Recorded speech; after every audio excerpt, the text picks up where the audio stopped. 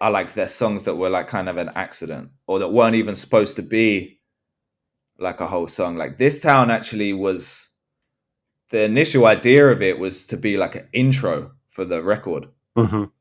And it was kind of like we had like the bass line. And actually the sonic sound of it, we were kind of trying to have that kind of 80s UK. So there's Tippa Irie's on the song, right? He came down to the sessions.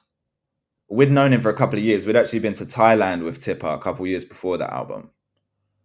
And he was always super cool, super supportive, of like young people in London doing reggae music and whatnot. But the kind of main era that Tippa comes from is like the 80s kind of UK.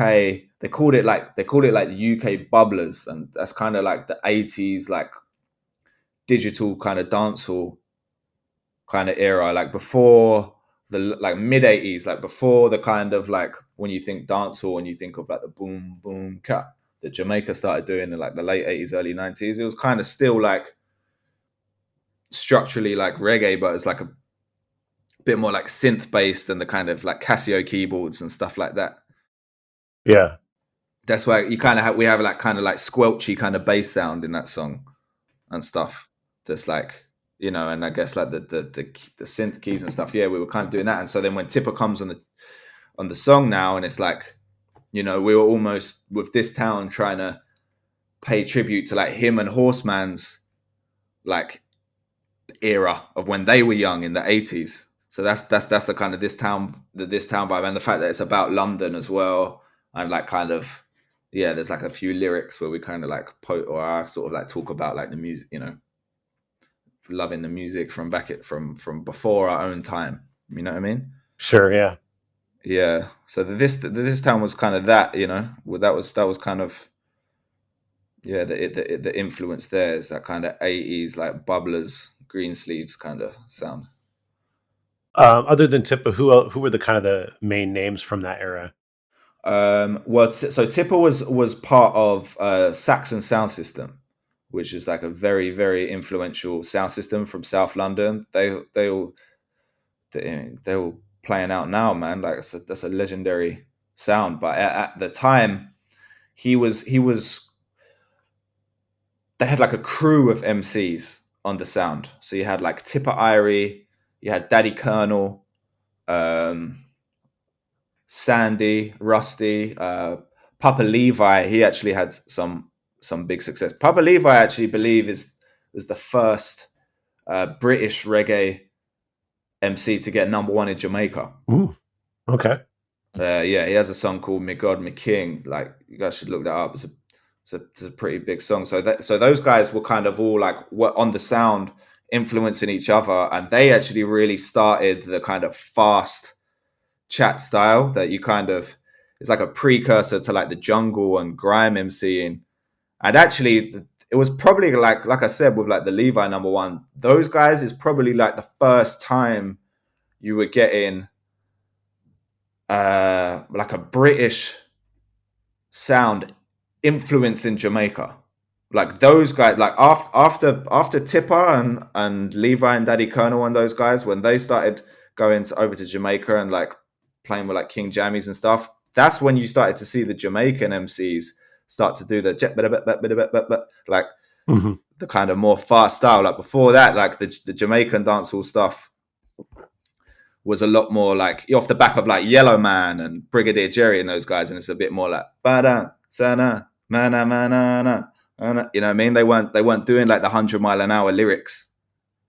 You know what I mean? So that's I would say is like the kind of world legacy like left by Tippa and his peers from that time.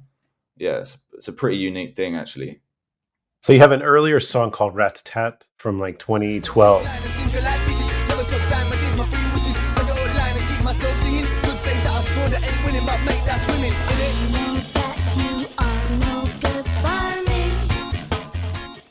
What could you tell me about this song and this kind of the sound of this song? Yeah, the Rat-a-Tat now, I think Rat-a-Tat was that was that was a song that Marcia brought to the table, and I think and Rat-a-tat was kind of like supposed to be a direct. It was kind of meant to be like two-tone and grime. Yeah, you know what I mean. Like you kind of like tempo wise, I guess like kind of think. I mean, we maybe even a bit faster thinking about it, but I think of like Gangsters by the Specials, and then like again like the kind of MC influence from like the kind of UK like 140 BPM kind of grime tempo, you know what I mean? And then Marcia kind of has that chorus, which is kind of like totally like her style of singing. I kind of do like a grime thing on the second verse. But yeah, that was kind of meant to be like a two-tone influence kind of live attempt at grime. Yeah, it's definitely and tonally it kind of has a sinister sound to it in terms of like the chords you use and the progression, yeah, which is very different than what we talked about with This Town. Yeah, totally. I think that kind of like we do that quite a lot. That kind of slight, chromatic. I'm gonna like music theory people are gonna come for me. I think it's like the augmented or diminished chord, like that kind of like I call it like the spooky movement. You know what I mean? Hey, I think spooky makes sense to everybody, so that works. Yeah. So like there's like on our the record before that, Live, Breathe, Feel, Believe. We were kind of starting to play with that, but then like from Rat-a-tat onwards, like that definitely became like a big part of like the Skints, like kind of chordal patterns and writing, like definitely worked for us. And then last one I want to talk about is a newer song from I think this was your last full length, right? Learning to Swim from 2019.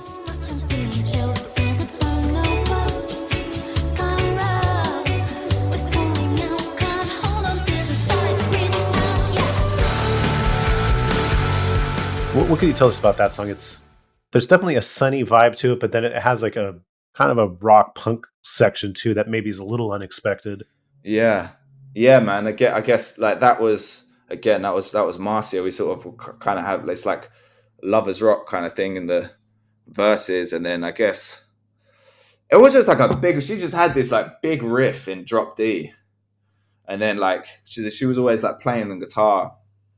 And then when it kind of fixed up into a song, I was like, right, this is like, it's not even like punk, it's like grunge. It's like Foo Fighters or something, Yeah. I don't know. It's like power chord. Yeah. Yeah. And it's like, it's not far. It's just, we were just, again, I guess at that point, record, like to Part and Parcel and FM, which is like our middle two albums, was like really when we was kind of like heavy into our own interpretation of reggae kind of thing. And by the time we got to Swimming Lessons, we kind of were trying to full circle back to our first album. You kind of had a bit more, our first record, I guess, yeah, it's kind of like a similar concept to a lot of ska-punk with like, I guess like you would have like a ska verse and then like a heavy punk chorus. But with our thing, we're not playing like double time. It's kind of more like a reggae verse and then like a rock kind of chorus, you know what I mean? So I guess like it's like a halftime ska punk kind of like feeling to it, Yeah. So that was kind of the mood there. Like there's definitely songs like that on our first album, but they're maybe not in like a major chord kind of way. Whereas like Swimming Lessons kind of has this like, and the subject, and there's kind of a juxtaposition because the song's actually about Marcia's sister that passed. Wow. So it's actually like it's not like happy subject matter, but we're kind of trying to with the major chord vibes, it kind of has that kind of euphoria kind of feel we were going for. That song "Learning to Swim" was on.